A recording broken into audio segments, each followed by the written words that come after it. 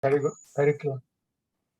Okay, great. So we are back again for Self-Care Saturday. And yeah, so we have our August month of August, which is a self-development. So we're going to run our self-development series. And we have myself, Felicia, and we have Prof. Mohammad. Okay, I just show everybody once again.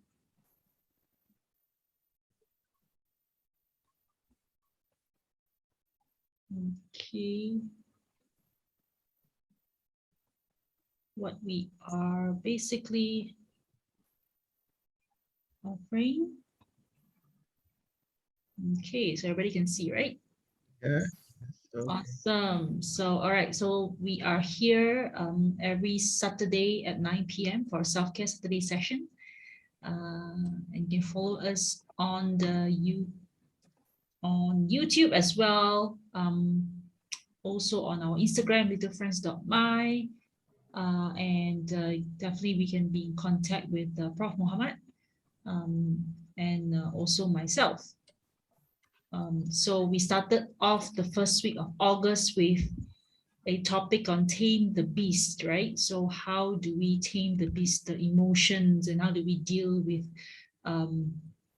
the situations, and especially now during more so uncertain times that we need to be very like what they say, 10% is what happened, 90% is how you react to it, right? And so, yeah, so this week we are bringing you a topic called daily self-audit. All right, so just to give a bit of preview on what daily self-audit is all about, it's to ask ourselves these few questions: how to have a self check and balance within ourselves, how to discard the negativity, right? There's so much outside. I mean, we can say the news is positive, neither positive or negative, it's neutral. But how you react to it determines, if you don't feel, you feel a bit unsettling looking at the news, or of a certain reason that you feel a bit uneasy, yeah, that means it's affecting you negatively, right? So how do we discard the negativity, right? And the third one is the way forward to self-develop.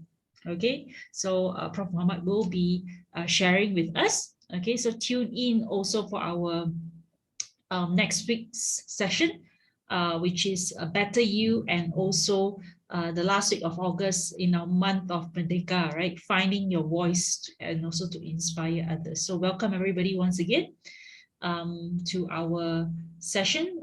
So we have Prof. Mohammad, we have Ayman.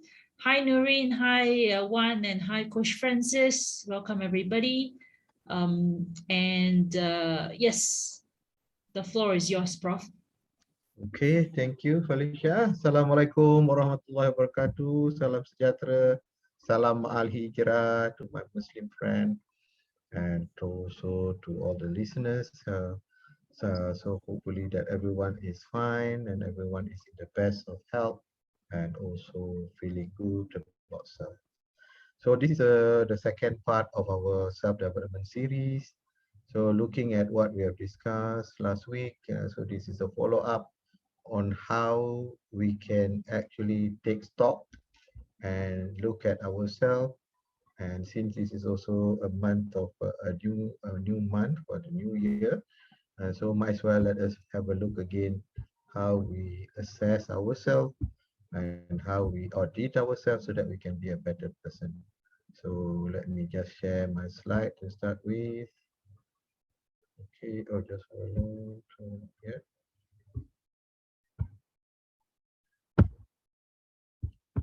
Okay. All right. So this is the slide with regard to, audit. As you know, the word audit has been mentioned by Felicia previously. It is a very, how should I say, a daunting word, a very difficult task, a very tedious task to do. If you were to be auditing a program, auditing an organization, is already too bad for, the people around, because people are looking at you at a very fine microscopic kind of view. So is actually auditing yourself.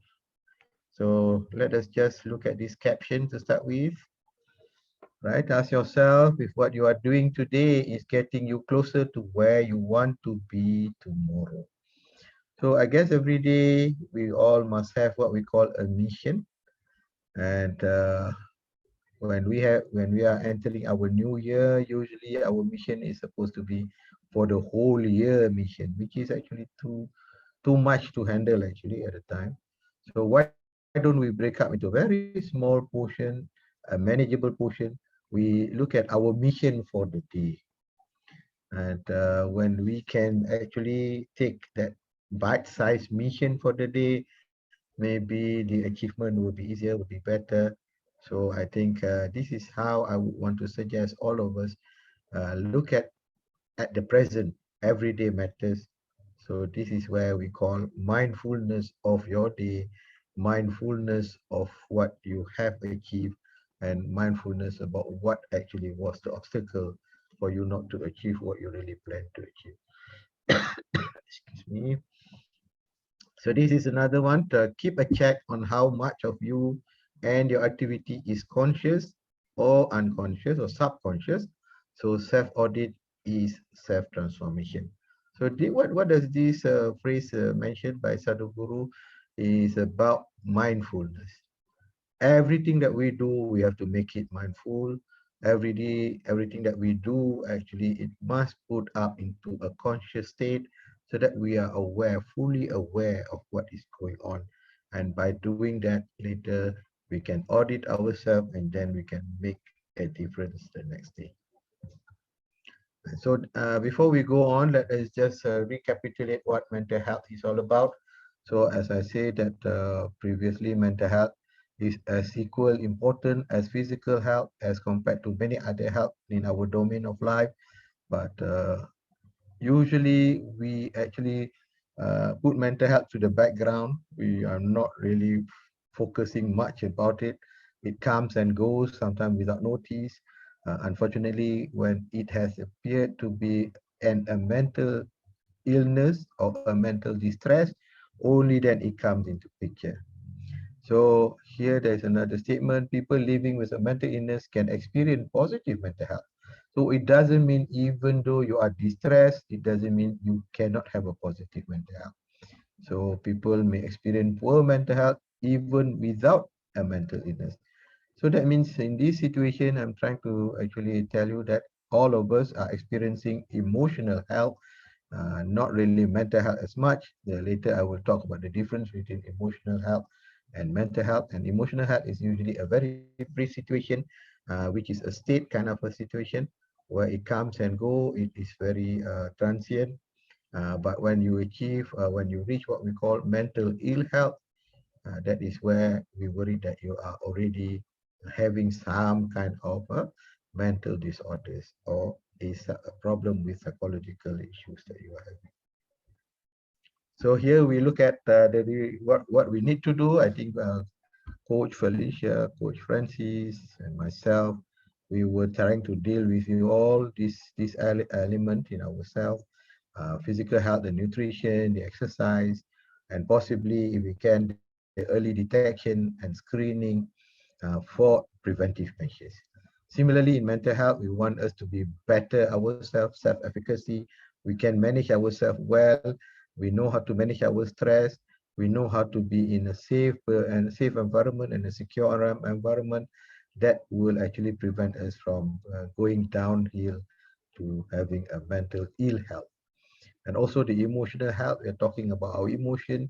Usually our emotion come with relationship, our emotion comes with interaction, and our emotion actually the level of actually our spiritual health is very important, because we cannot actually how should I say, segregate emotional health and spiritual health. And this is very important for us all to know. Mental health is not, okay, that is important. Look at this, the one with the isn't column. Mental health is not a sign of weakness. Mental health is not a shameful thing. It is not all in your mind. There's always negative, something that you have decided to have, something to think about only when you feel broken, or an interchangeable term with mental illness, or feeling good all the time. And that is not feeling good all the time, or something you can snap out of or fix. These are all the myths that you have. So basically, when you actually realize this issue, this myth, that maybe it is difficult to actually, it's okay not to be okay, and it's difficult to be actually, it is okay to talk and tell people what is not okay. So the thing, I think our message is that, you must always come forward, not to feel shame, not to feel that you are actually stigmatized by all these uh, so-called wrong perception or wrong understanding of what mental health and mental ill health is all about. And again here, as we talk about emotional health and the difference between mental health, usually emotional health is about your managing emotion, while mental health is actually managing your thought process, and also subsequently when the thought process, it will come and lead into emotion and into behavior. But it is more, mental health is more for the cognitive element, or the cognitive skill and the cognitive function, while emotional health talks about emotion and feeling. And usually emotional health is very limited to emotion, but mental health covers the whole aspect of your life in living, beside the cognitive, beside the behavior, and it also covers your social environment, also covers your internal organs that is being affected, including your heart, including your brain and your nervous system and whatnot. So to look at for individual wellness, these are all the domain or the component of individual wellness. If you can see, it started with spiritual, then it can also have the domain of physical, then the domain of emotion, the domain of intellectual, the domain of social, environment, and occupational. So all these are very important to determine your wellness. That's why it is not an easy to answer any question if it is involved multifactorial, if it is involved multi-domain that you need to address. And if you were to look at basically emotional health, and then because of that, we have 6 types of health that we have to, that make us up. So we started from actually the mental health, the emotional health, the spiritual health, the physical health, the social health, and the environmental health. So again, as I said, all these need to be balanced. All these need to actually get to the highest achievement level is possible. So that is why the most important that I'm trying to suggest to you is make a note about it, take heed about it in your everyday life. Which part of your everyday life is affected, which we worry later it become a distress situation, it become an ill health situation. And again, your life, you are supposed to be a very visionary, very strategic. So you have what we call your mission. And so when you have the mission, you have to incorporate your intelligence, and you have to incorporate your self-management, self-leadership, right? And self-worthiness, self-compassion, and all those things will come into the picture. So basically, in self-intelligence is very important.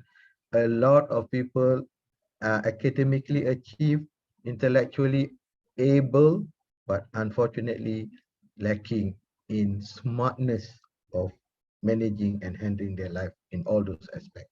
Sometimes we are just only, intelligent, intellectually intelligent in our academic achievement, but unfortunately in all the other domains that we have, we are lacking. So this is where we need to understand there are many things for us to learn, there are many things for us to take consideration, so that actually when everything moves accordingly, togetherness, then we become a whole. And when the whole is harmonious, when the whole is, in a way, all being the potential of the whole is all being addressed, then the outcome will be better. So this is what we do, your personal self-audit in yourself. There is a strategic about your life and your style, strategic or the operational. So you must know, as a lot of time, there is always the issue of a sense of purpose. What is your purpose? So every day, if you take note about your purpose, then actually you can manage your habit, you can manage your performance, you can actually build up your skills, right? And the purpose comes together when you start learning in a very young age. It develops into your belief, into your values, then subsequently it becomes your mindset, and then it becomes your persona, or at the end of the day, in the adulthood life, it is your personality. So daily self-care check. So this is what we are trying to do. As I said, it is a very tedious process. Okay, most of us maybe suggest that you can do your self-check before you go to sleep. But actually, your day begin maybe when you woke up from sleep. That means 6 o'clock or 5 o'clock in the morning, and the day end for you later to audit will be the next 24 hours. That means the next day at about 6 o'clock. So when can you do the audit? Obviously, until the day ends. That means after you have already gone into your sleep, then you woke up from the sleep. So you have to actually audit the whole process of that particular day. This is very important because a lot of people were saying that sometimes they just audit their wakeful day, but they forgot that about their sleep is a very important element for them to also audit how good or how bad it is. So I would suggest that before you start the day, when you woke up at 5 or 6 o'clock, you have to do your things. Then you actually sit down, ponder about what has happened over the last night, over the last day. But to make that, to have a ponder about all what is going on, you have to actually make a note about it. It's not necessary every hour for you to take a note. You can just focus for today, what area that you want to look. As I said, there got many areas just now that you can need to look. Later, I will show you some example of specific areas that you can actually address. So this is one, basically this area of self-care. So in the sense of actually rest. So you must pay attention to your self-care battery, as previously I show you. Give yourself what you need. Right? You cannot deprive yourself because deprivation is not a healthy thing. So you must always make time for yourself. Give time for everything that you need in your life. So you cannot just focus only on one. Some people work like 16 hours, 18 hours, then they have a very short sleeping time, but their focus is only on one, on their working life. And then they forgot their relationship, they forgot their personal time and things like that. And also they need to actually be compassionate about themselves. So sometimes they so-called stress and distress themselves so bad because of their wrong understanding that life is only work, or life is only, like, making yourself able in the sense of having finance ability maybe, but then you destroy the other element of yourself. So compassion to yourself, stop judging yourself, stop saying that you are a failure, put up what we call a positive inner self-talk, and things of that nature. And in terms of your action, obviously, you set boundaries.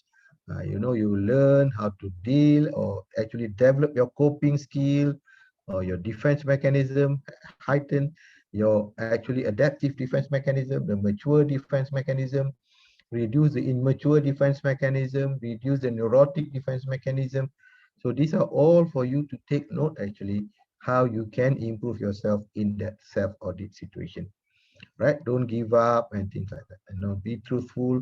Notice your choices, your conscious and subconscious choices that contribute to whether it will become a positive or negative. And if isn't working in your life, look at it in a positive manner, and then also ask for support. Either you reach out, either you go for therapy, either you actually talk to someone, go for the support system and break that stigma of, it's a shameful thing. It is indicate that you are weak, indicate that you are no good, indicate that you are a failure. So these are actually the stigma that people have from actually dealing with their own mental health. So now you can choose not to do everything, but you can choose in a way what you want to focus. Right? Example here is a focus on your emotion. let's say for the whole day, and upon doing things for the morning.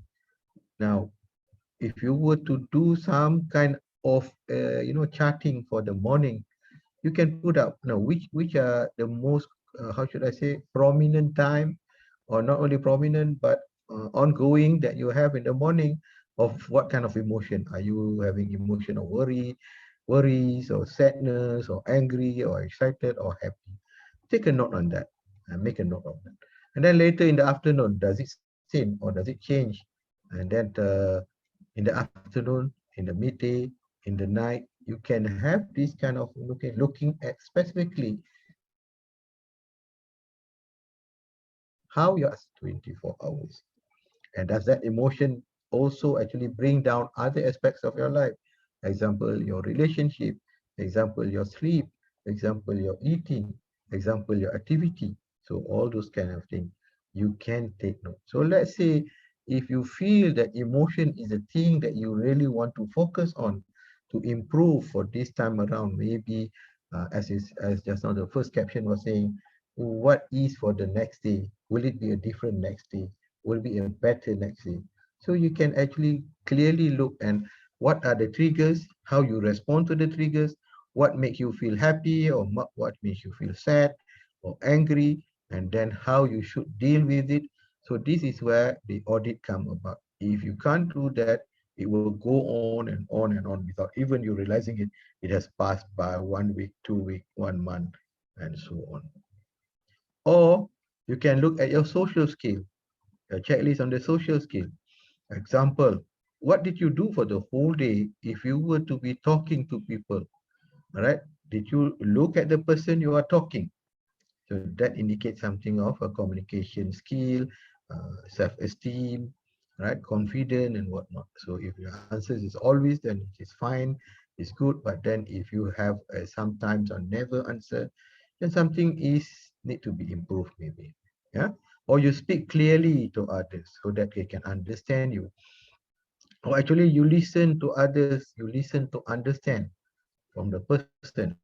A lot of people are actually there, they hear, but they don't listen. And once they don't listen, or they try to listen, they don't understand, or they don't listen properly. So these are the issues. That is the one that create how your mental health will be. Right? Or are you patient enough to wait for your turn when you were talking with someone? You let that person say something, then you listen well, you listen to understand, then only then. Okay, first to understand, only then to be understood. These are all in Stephen Covey's, 7 effective habits of personal victory or public victory. So if you were to be able to understand people, then people will also give a chance to understand you. So that is how it works. Or answer someone who asks a question. That means you don't deny, you don't avoid, you actually address, and that is where the relationship come out to be better. Or you allow for some personal space. You are not intruder, so that you are the only one having the answer, knowing the answer. You are the only one who actually, how should I say, right, and the other person is always wrong. You become prejudices, you become biased. All these elements are very important for us to take note. Since we are in the mental health situation and emotional health situation, I'm focusing on all these first before we move into many other domains. All right. And then overall, what do you think of your social skill for that particular day? So that this coming new day, will it be a different? Will it be, if you were to meet the same person, will it be a better encounter? Or if you meet a new person, would you use a different approach? So this is the thing that is for you to take note and to the audit in the morning before you start the morning. So like what Felicia has been saying to us before, while you woke up, you sit, you ponder, right? Before you move on to do things rather abruptly, rather without planning, rather without strategizing. And then so far you don't plan things, so you become disorganized. So obviously you don't know what you're doing for the day, and the day has passed by, and then it is a gone day for you without any productivity and any good effect out of it. All you can do here is what we call the interpersonal skill when you're having relationship. So actually you can do this kind of a line of question. There's a 26 question here, whereby you look at your ability, your low ability, excellent, to 10 is excellent ability. Then you actually looking at the first, the third column is where you grade yourself out of 10. And then your colleague, your partner, and then you see whether you grade yourself lower or you grade yourself better, or both equally actually grade accordingly, that match between the two. It is very important. Like say, if your peer says that you actually a very good conversation with people, you feel low yourself, and so you say you are not good, you say you need 8 out of 10, but the other person says, no, I know you are actually 9 out of 10. That means actually you are looking at yourself possibly in rather a much more lower manner. Or actually, like number two, listen patiently to another, even if they are slow. Then they agree. Your peers is also agree with the way you score. That means you know that actually people see it, because the most important thing about our personality is it is not about how we address it. It is about how people see it and people actually assess us. So this is you can see this is 26 item. Possibly we can look into it later. You can look at which aspect actually you want to focus on for this so-called social interpersonal skill. Here, see the following interpersonal skill or personal qualities for effective communication and building trusting relationship. So this is the 26 item is where you can look at. The first column here is actually your peer score. The second column is just the numbering of the statement.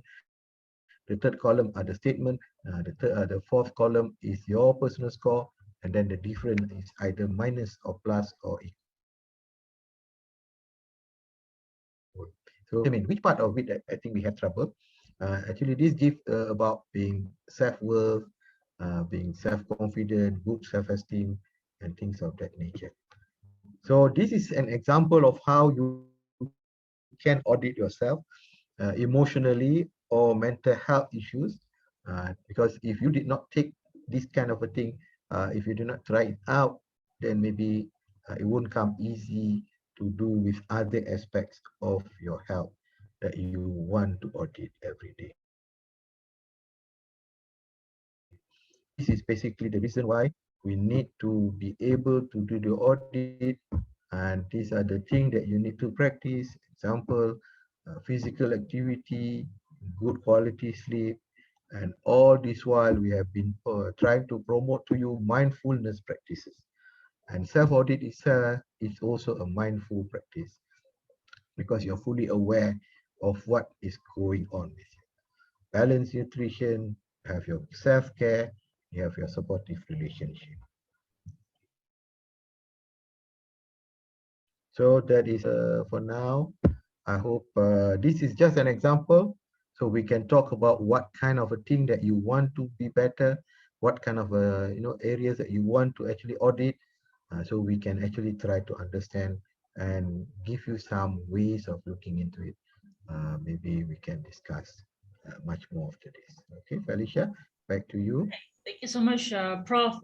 Yeah, I really like the part where you showed the three self-auditing tools that we can have. Feedback.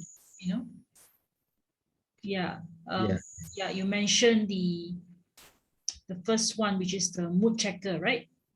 And I think that's really important, knowing, I think a lot of times we are trying to dismiss, you know, or we don't validate our emotions. So we tend to sweep it under the carpet, like what they Yeah. say, Push it away yeah, without push it away, just distract yourself. But don't it want to look at it. yeah, it As a builds up. We put good away format. certain things like anger or feeling sad, but I think it builds up.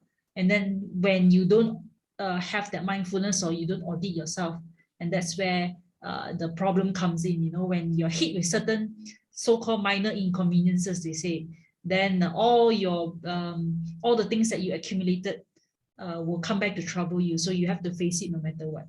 Yeah. So I think I think that's really, really good. The mood checker, and then I took down the note about you mentioned the soft skills, the social skills, sorry, and then the Soft skills, interpersonal skills. Yeah, audit. Those three are really good. So interpersonal relationship. yeah, how do you in your opinion, like in your practice and in your counseling or in your daily life, so how in like professionally, how will you like advise people to do this self-auditing? I mean, is there such thing as obsess over it, like, you know, doing it every day, or is it okay to check in once in a while? Because I think a lot of these things we don't appreciate it until we really If hit. you want to do, Yeah. okay, basically, if you were to actually see for a better improvement, you have to do it very rigorously. You have to do it very actively. You have to make note about it every time it happens, because being mindful is the answer to that. Example, like if you're about to get angry for something that possibly it does really, you tend to get angry. And now, because you are mindful about it, you make what we call an assessment about it, then actually you can prevent the reaction, or you can choose what kind of reaction it is. I think this is very important. There is so to improve yourself is actually to discipline, keep doing it until it becomes second nature to you. All these will only you can re-look at it, revise it, rechecked it, why it turned out to be, back to the old ways, is when unfortunately, if it is not your second nature. But if it is your second nature, I think you will always either on reflex nature, on automatic nature, you'll be doing the right thing, even though you a little bit maybe not mindful, but the way you react is as though you are very mindful about it now. So I think for the moment, we are all very rookies, we are all very immature or mature kind of a thing, amateur kind of a thing. That means we must train ourselves to develop this skill to be part of us. So it is not a waste of time, because this is the most important thing to do. I can tell you actually, you are already very skillful. You're already very, how should I say, very, very experienced, but you are doing the wrong thing. Mm. So all this while, it means that actually you're very experienced already, Yeah. but all are the wrong thing. So that means you can change it if you want to. You have to unlearn it, right? Unlearn it to relearn something new. All That right. is the most Yeah, if anybody has questions, we welcome also our new comers that just joined in between. Yeah, if you have any questions, if you are a bit shy, you can also type it in the chat box. We have also on Facebook, you can ask in boleh tanya dalam bahasa, or you can ask in English, no problem. Yeah, I can just type it in. Yeah, and yeah, like I like what you said. You know, it's something if we just have to continue doing it, it's part of our, you know, even if it's not something to the point where we are being mindful. I think at the end of the day, right, we are not perfect. Obviously, the list is not to make us have, you know, score 100 marks, right? It's a yeah, it helps us to be aware, you know, awareness before change. Yeah. This audit and this mindfulness is actually, the competition is not with anyone else. It is improving yourself. So actually, you're competing with your previous self. Your yesterday was the previous self that today become a new self. And today, new self will become a better new self the next day. Right. So I think the concept is, a lot of people say, I can't be like him. I can't be like her. I can't be, as good as they. I think this is a very wrong understanding of why you not compassionate, not kind to yourself, why you belittle yourself, why you actually ridicule yourself in that manner. When actually your battle is not with anyone else, your battle is yours with yourself, with your own ego self. So Mm, that is the issue that we are trying to highlight. mm. Okay, yep. And I also like to point out that you mentioned about the peer evaluation. Yes. How would you suggest to how who do we ask to practice it with? Is it our organization, meaning our workplace, between our family members? What do you think? Okay. Who should we refer? Who is the best Mm. people to actually reflect that? In fact, if you got more reviewer, that would be better. Because let's say that somebody is already known to you for a very long while, Mm, and all this while that person don't feel like wanting to be overcritical about you, then you will never get the right answers to what is going on, because they were trying to give a very, in a way, not really the truthful answer to what you really need to know.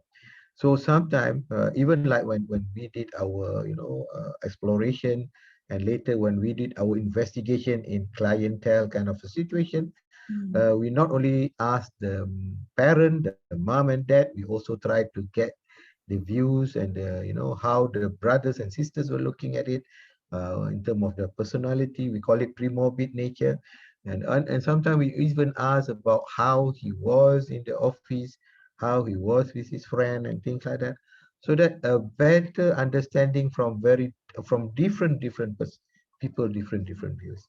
So most important is for individual like us, we have to allow these things so that we get the right thing to be better. We don't, as you said, don't cheat ourselves, don't try to sweep under the carpet, and don't take any notice thinking that, not seen is better for you. Out of see, out of eyes, out of mind, out of thoughts. So nothing is. Then later the thing will come up again, and people keep telling you how bad you are already. By then it's very difficult maybe yeah. to do some kind of corrective measures. And it becomes a vicious cycle, right? The Yeah. worst part is to be that circle and you cannot come out of it. So, yeah, the truth may hurt. Well, that's where change or transformation is messy, right? They say. Mm, But it definitely benefits you and benefits the people around you, right? mm, Yes, some of us probably have to learn it the hard way. But mm, then again, if we are sitting here today, having the privilege to listen to this daily self audit, we can definitely learn something from it, and we can avoid those, like, um, mm, to the point of no return, right? So we at least we can do mm. something about it now, right? Remember, today's topic is actually for next week A better outcome, you. a better you, Yeah. right? And then after you become a better person, then you can actually inspire others. Mm. So All this is a process, the process of first looking to yourself, knowing the peace in you, knowing the gentle giant in you, knowing the angels in you, and then to look at what need to be improved further. So all these are connected actually. This is the parts of the whole. right. So I guess that is where everything is actually tied. From the very beginning, we have our session. We try to make people understand how the thing goes, and it is like layer of, like, when you peel an onion, you can see all those layers, and that's how it, at the end of the day, it formed the onion itself. All right. Oh, okay. I have a friend who's on Facebook who has a question, Prof. Yeah, And this is actually quite interesting because I was thinking about asking this question, because I do, nowadays everybody is working from home, yeah, and my clients that I work with especially as well, they don't have a work-life balance anymore, right? So there's no mm, differentiate, like, work takes over your life. There's no your work is your life, right? So the question is this, right? In a working environment, mhm. every day colleagues give you negativity and push the blame to you, that makes you sad and angry. So how do we be mindful on this? Okay. I think the answer was from the previous week. It's about like nobody makes you angry. You makes yourself angry. Mm, There are a lot of people who can actually try to push things to you emotionally, and then try to hurt you psychologically, ego-wise. But it is your choice whether to accept that or not. Okay, I can understand when you are in a way, how should I say, at the receiving end, because the one that hurts you are actually the one appears to be having more power than you. But even then, you know what is right, what is wrong. If you can make that difference, then you know how to respond to it. Because if it is not right, you just ignore. If mm, it is some truth, you try to mend with your part that you can improve. So mm, I think that positive mindset, that positive attitude, that mindfulness about how you can see it and how you react to it, that's where it prevents you from feeling hurt. The mm, only thing is that, as I said, you also possibly need to learn the negotiation skills. Sometimes when you are working from home, your immediate superior or your management level did not understand the situation. So this is where actually communication skill is very important. This is where verbal linguistic skill is important. This is where negotiation skill comes, and this is where at the end of the day, the survival skills kicks in, because then you know how to match the two emotion and how to match two person understanding each other, respecting each other, because you will actually heighten up your so-called emotional intelligence along the line. That's why it's very important. A lot of us are very academically achieved. And one of part of the intellectual intelligence is actually verbal linguistic intelligence. mm, But a lot of people are not skillful to use verbal linguistic element to actually interact with people. mm. And That, sometimes you are at the receiving end as well. A person yeah, who's not very good and trying to express, but ended up being like a negative towards you, right? Yeah. yeah. So sometimes if you know that that person is rather weaker than you, Mm, you just, in a way, if you can, being a very positive person, is, you can't blame him, you can't make a difference to him. But why don't you have the very nice forgivable kind of a nature, you know uh, we're very unfortunate that person is like that. You can't do anything, but then he has a position, so possibly if you can talk to him better, you can make him.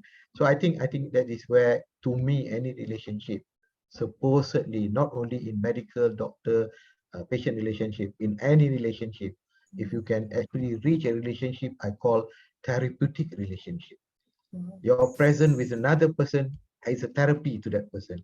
That person's present to you also become a therapy to you. Yeah. So if you can achieve the element of therapeutic relationship, actually you win in the social situation that you are in. Wow, that's very very deep, Prof. I think it's like how you can be, how you can make the world better for, for other people, leave the place better than you first found it, right?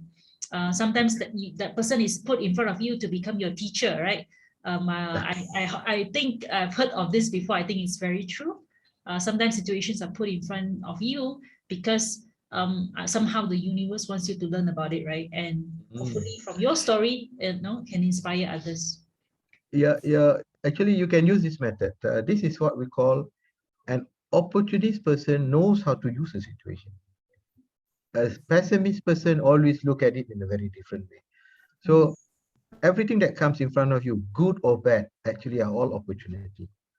Either you can be better, or actually you can help people, or because why it comes to you, in us, in my belief is that why it comes to me, because whoever brought it to me, I think they know that I can handle it. They mm, know that I can deal with it, and I have to believe that too. I have to believe that I can handle it. That's why it comes to me. mm, And this is very important. This concept of, who you are, you have good self-worth, you're confident, you know your esteem. So actually nothing actually will hurt you, even though how bad the person can be, who the person is in the position. But then later I would say, Usually the best of friend comes from the first instant it was a very bad kind of interaction. Then Mm. later they learn to understand each other, become the best of friend. Mm. We have seen that kind of situation. Turning I think conflict into an opportunity to learn, or maybe even have a long-term long life friendship relationship. Yeah. So I hope that helps to answer my friend's question.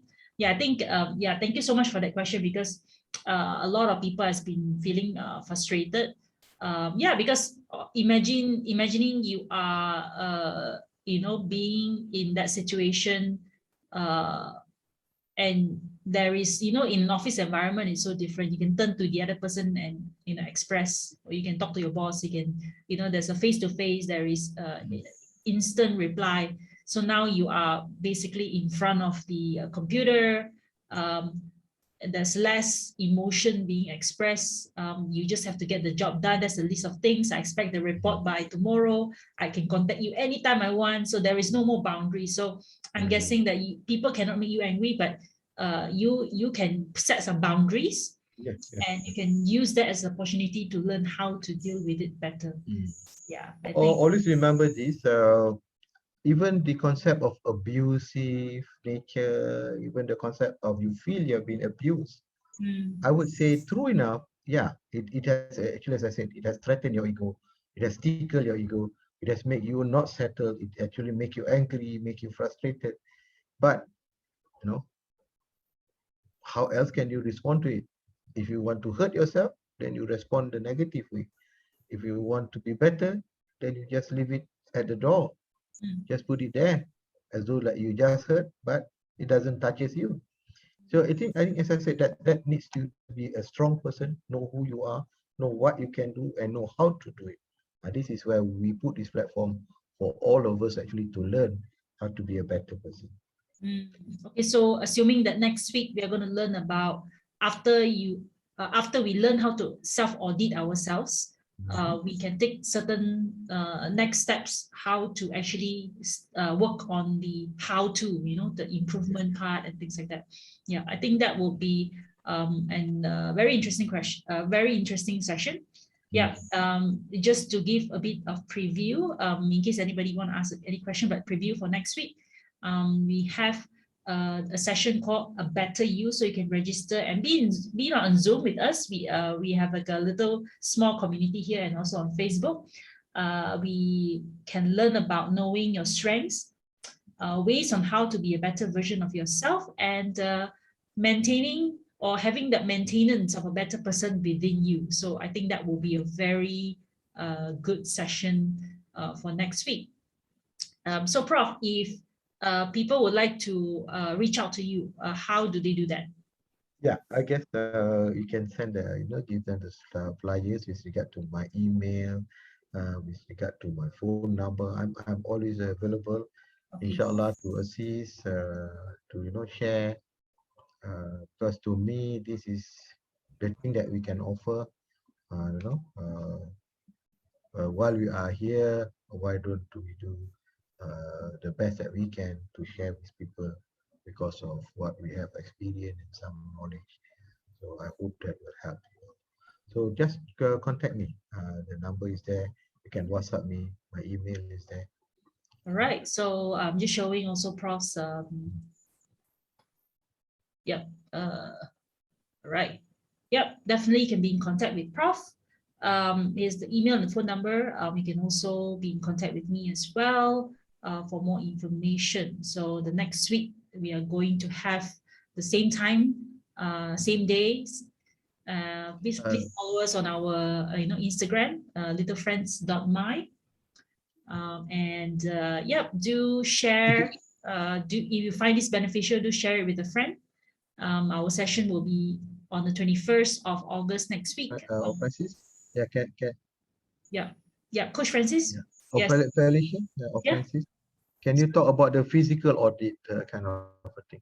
Oh, physical audit. Yeah, I like what you mentioned just now, where physical is a big part of, we talk about the PEMS, right? I think throughout a lot of corporate, they do now have this so-called deep health concept, where it's just not about one part of your life, right? You got to have all these different physical, emotional, mental, spiritual. So yeah, why physical is always like the first, we are always taught that if you don't feel well, how do you do well, right? If your body doesn't feel good, no matter how strong your mind is, your body is not able to do it. You're willing to do it, your body is not able to do anything because you're physically limited. For example, now we talk about the pandemic, right?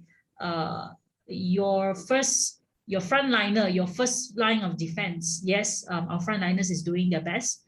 There is a vaccine as well, and there's you who's basically doing your work in terms of social distancing. And what we can do is to increase our immune system. So physical auditing, if you know that some people have this I've spoken to a few people, and they have mentioned about how they are not able to go out because they know physically they are a little bit more weak. They are more susceptible to like virus infection. Even like if somebody have a flu, they go near and then they catch the flu, right? So if you know that your body is weak, you have to do something about it. So that's already the first step of awareness, right? You know yourself. If you are too dependent on like antibiotics, or so all these things are part of knowing yourself, what your body can or what your body cannot. We are not preaching on like overtraining and overdoing it in over extreme in terms of being that we also have health Nazi, right?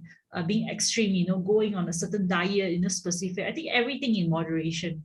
So when you know what you want, what your goals are, you prioritize it. Because a lot of people put physical last because maybe they are young and able right now, right? So they say, I can sleep a bit less, I can skip a bit of meals because I got no time. I'll just reach out for the instant meals that can just heat it up, or I can just cook for like a quick 3 minutes. There's nothing wrong with that, but because we are doing that over and over and over again, bit by bit, it's almost like just discarding your self-care, right? You're not putting those important things like rest, nutrition, hydration, exercise, that is the basic needs of our human body. And that is the whole issue. So, and yeah, true enough that although we are doing the physical audit, these are just the few things that we already can, knowing that you need to do something, right? But again, why we're having this platform and all these questions, all these sessions, right, is also because it's all correlated. While I'm dealing with a client who wants to lose weight, they are facing the same negativity at work. So I have to be, our work as coaches, we have to be also tuned into audit, help them to self-audit themselves in terms of their social skills, their interpersonal skills, whether they are actually handling the self-care part of themselves. So it's not very just as simple as cutting down calories and losing the weight, because they want to do it, but their environment or their priorities at the time, they are not being self-aware or mindful about their situation that's causing the main problem. Yeah, so hence why I think this, daily self-audit topic is so interesting. And yeah, that's, for me personally, I have all these different people that I encounter with, being that you mentioned, the psychological first aider is so important. You are not there to give them, of course, not in your profession, not in my professional capacity to do the counseling, but there to listen, to do the first aid, right? Yeah, so I think that's really good. Yeah, Coach Francis, do you have any thing that you want to share? I think good, very good, Prof. You have brought up the whole idea of auditing.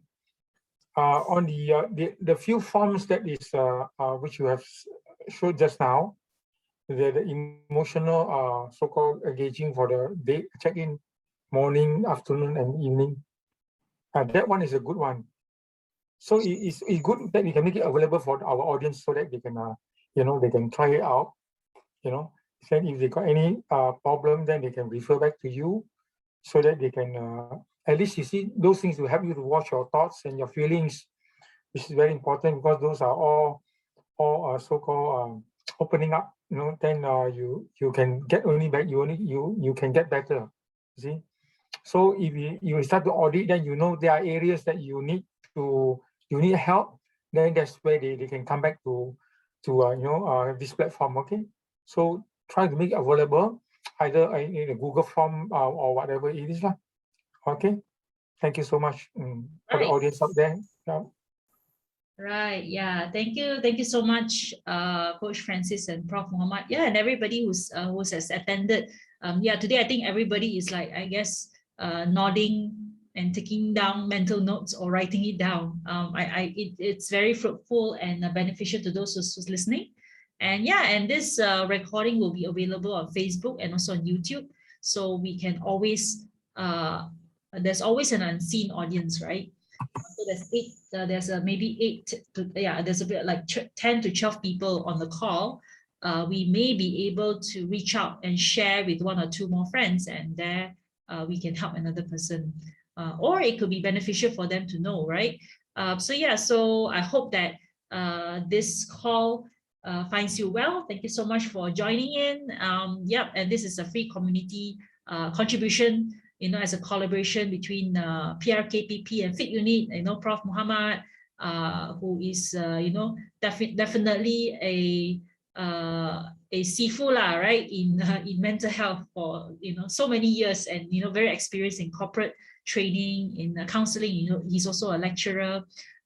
So definitely his experience over the past, 35 years has really benefited a lot of people, and we wish that during this pandemic, definitely want to contribute to more people and spread the positivity, right? So regardless whether it's physical, emotional, mental, spiritual, we want to make sure that we cover all these areas of health. So health is just not that about physical being strong, or mentally being, not just about emotional intelligence. That's only one part of it. So there's so many factors. So we hope that we take tonight's session and we can reflect on it. All right. And then we come back next week and we learn about how to be a better you. All right. So thank you so much, everybody. All right, thank you. Yeah, Prof, any last words? Okay, so basically, again, I think all of us who are here, we already have a very, how should I say, a common mind together to improve in ourselves and also to help people around us to improve. I would say that, it is our duty now to apply what we know, and then to also get people to be able to also benefit from what we know. So I think, again, this is where is our practice ground. If we have not practiced it, I think then it will be just knowledge without practice. And most likely you will be able to make it as your second nature. And I believe mindfulness is the answer to many issues that we have, because everything need to be consciously done. Until unless it is not, then I would say we will go back to our own old ways of doing things. So this is why we are here. I guess none of us here are feeling tired about being together. That is a very good, a very good, how should I say, message to all of us. We will strive together, and we will be there, forced to actually make the change and make the difference for us and for other people around us. I think we have what we call a therapeutic relationship right here. Yes, we already become therapeutic in a way now, and also outside this forum, people are communicating, people are calling. I think that is very good. I think keep it up. Thank you so much for giving us the support. Yep, thank you so much, everybody. Yep. And have Thank a you, good everybody. Thank you. a good rest of the weekend, and stay safe. Stay safe. Keep your SOP, wash your hands frequently, avoid the crowd and confined space, right? So here's from signing out, and see you when we see you. Bye-bye. Okay, bye-bye. Bye. Bye, Prof. Bye. Bye. Good night, everyone. Good night. Stay safe. Thank you, Doctor. Thank you, Coach. Thank you. you. Thank you, Coach. Thank you, Doctor. Thank you.